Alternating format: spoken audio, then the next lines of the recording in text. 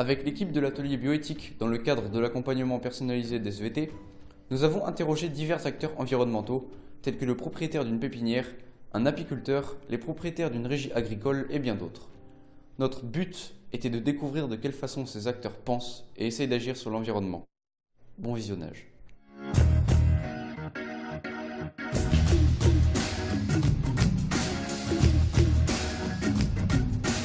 Pourquoi cette initiative ici à Moinsartou et surtout pourquoi avoir choisi de l'appliquer plus particulièrement aux cantines des écoles? En fait c'est les élus de la municipalité qui cherchaient à convertir les cantines en 100% bio et aussi en approvisionnement local.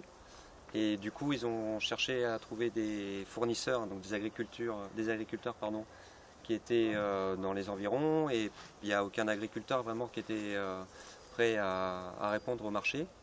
Du coup, ils ont eu l'idée de produire eux-mêmes les légumes. Donc la municipalité produit les légumes pour les cantines des 3 écoles primaires de la ville. Depuis combien de temps cette action en est-elle en place et avez-vous pu observer des changements dans les comportements des Moinsois? Alors ça va faire la 6e saison. Donc la régie a été mise en place. Et oui, enfin au niveau des parents surtout, parce que l'enquête a porté plutôt sur les parents des enfants qui mangent à la cantine, et il y a eu des changements de comportement effectivement. Il y a plus de parents qui achètent du bio, qui regardent aussi voir que ce soit des produits locaux. Et voilà, enfin, en tout cas il y a eu un changement dans les comportements des familles dont les enfants font partie des écoles et mangent à la cantine. Bonjour, aujourd'hui la ville est la seule de France en capacité de proposer 100% des repas de la cantine bio. Avez-vous entendu parler d'autres communes prenant exemple sur cette initiative? Alors, prenant exemple, je ne sais pas, on a eu beaucoup de visites d'élus qui étaient intéressés par le projet. Je ne sais pas où ça en est, s'ils ont mis en action un projet tel que celui-ci. Après, je sais qu'il y a des communes qui n'ont pas attendu Moinsartou aussi pour introduire beaucoup de bio dans les cantines. Je crois qu'il y a Barjac notamment. Ça se développe. Après, au niveau européen, il y a une obligation à introduire, je sais plus, je crois que c'est 10% de bio. Mais voilà, des cantines qui ont été, des municipalités où les cantines vont jusqu'à 100%, il n'y en a pas énormément. Nous avons trouvé plusieurs articles de presse parlant de votre action. La diffusion de l'initiative est-elle aussi un des objectifs de la ville? Oui, en général, une ville qui est assez contente de ses projets et aimerait bien que ça se reproduise dans d'autres villes, surtout que c'est pour les générations futures, que ce soit au niveau des élèves qui mangent sainement, et puis aussi pour garder des terres agricoles en périurbain.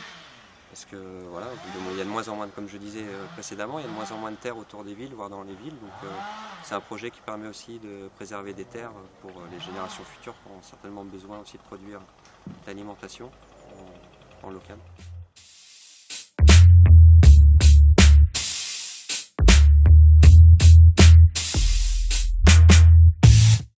Je trouve qu'on fait vivre à l'abeille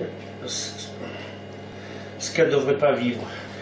On consomme 40 000 tonnes de miel et on en a produit cette année 9 000 tonnes.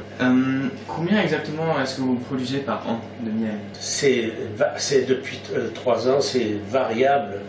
Cette année, j'ai fait 50% de moins que l'année dernière et j'ai fait 200 kilos. Est-ce que vous avez un conseil à donner aux lycéens vis-à-vis des ruches ou en général pour sauvegarder l'environnement? Le premier travail à faire, c'est acquérir une connaissance de la vie de l'abeille. L'élément qu'il faut savoir, c'est que quand on met une colonie d'abeilles dans une ruche, c'est pas naturel. Dès qu'on met des abeilles en ruche, il faut être très attentif pour pouvoir être présent pour que la colonie ne soit pas trop en humidité, n'ait pas de l'humidité qui va créer des champignons, ainsi de suite. C'est tout un travail. Bon. Avec passion, on arrive à aller à l'essence de la discipline. Quelle est votre activité générale à Ecobox? Nous, Ecobox, on travaille sur nos modules Raspberry Pi et Arduino de manière à récolter des données en utilisant des capteurs Et à terme, on veut pouvoir mettre toutes ces données en ligne, accessibles à tous les élèves du CIV et à tout le monde. Est-ce que vous pouvez nous parler de votre activité à Ecobox par rapport aux ruchers du CIV?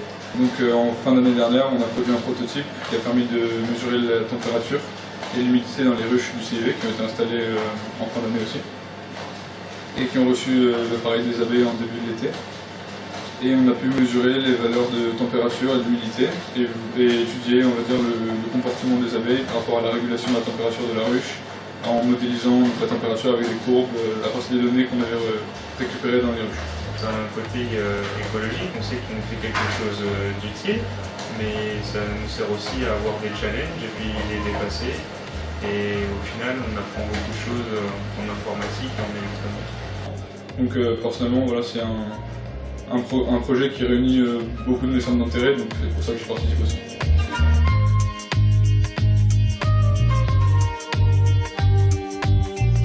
En quoi consiste votre travail? Nous, c'est l'achat et revente de plantes.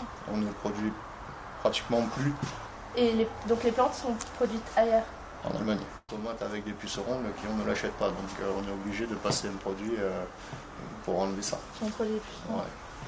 Donc, bon, après on a des produits naturels pour lesquels on est accompagné pour faire ça, mais le client, dans l'exemple du produit biologique, à l'achat d'une plante, par exemple une plante de légumes bio, dès qu'il y a un insecte dessus, il ne l'achète pas parce que pourtant c'est bio.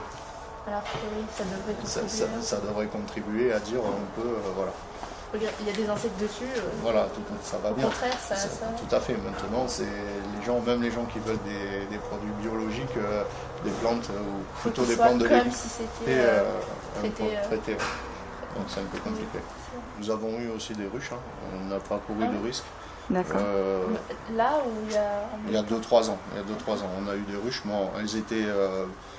Quelqu'un nous les a laissées pendant une saison, donc il n'y a eu aucun souci. Il y a eu un très bon rendement. Voilà. Pour ça, il n'y a pas de souci. Maintenant, on va dire que naturellement, elles trouvent plus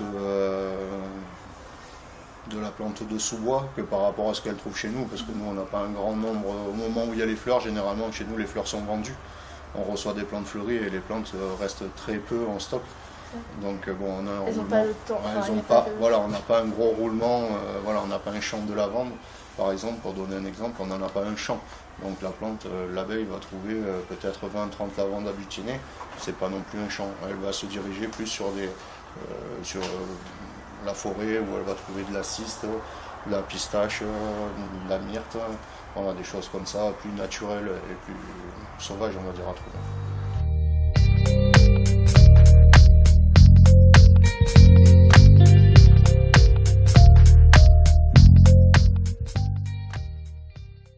Nous sommes un groupe d'élèves de seconde avec notre professeur de SVT. Nous nous interrogeons sur la responsabilité humaine vis-à-vis de l'environnement. Nous avons depuis presque un an au CIV 2 ruches. Est-ce qu'au niveau du golfe, vous avez des espaces laissés en jachère qui pourraient servir de ressources nutritives pour les abeilles? On a effectivement quelques zones sur le parcours qui sont très peu entretenues. On a notamment à l'opposé du site du CIV, donc de l'autre côté à 2 km, on a aussi des ruches qui n'appartiennent pas au golfe, mais il y a un particulier qui est venu les mettre il y a maintenant 1 an et demi. Et il y a une grande zone là, qui fait à peu près 2 hectares qu'on entretient jamais. Et pouvez-vous nous expliquer en quoi consiste votre travail? Donc je suis ce qu'on appelle en France un greenkeeper. C'est pas vraiment le bon terme, c'est plutôt intendant de terrain de golf. Et ce métier consiste à entretenir le golf. Toutes les parties vertes du golf sont sous ma responsabilité. Donc on a appris que des apiculteurs et des producteurs de la région nous ont informé que l'été dernier, plusieurs de leurs ruches étaient mortes sans raison. Et ils pensent que la cause de cette mortalité d'abeilles pourrait venir des traitements utilisés dans le golfe qui se trouve à proximité. Est-ce que vous pensez qu'il est possible que certains traitements utilisés dans un golfe puissent être responsables de ces mortalités d'abeilles? Alors, je ne suis pas un spécialiste des abeilles. Ce qui est sûr, c'est qu'au niveau insecticide, sur gazon, on n'a plus de produits homologués. Donc on n'a plus le droit d'utiliser des insecticides sur gazon. Donc déjà, nous on n'en utilise pas, on utilise des produits je veux dire naturels. Après on utilise aussi d'autres produits qui sont utilisés en agriculture biologique, notamment le Bacillus thuringiensis. Et donc ça c'est des produits qui n'ont aucun effet sur les abeilles.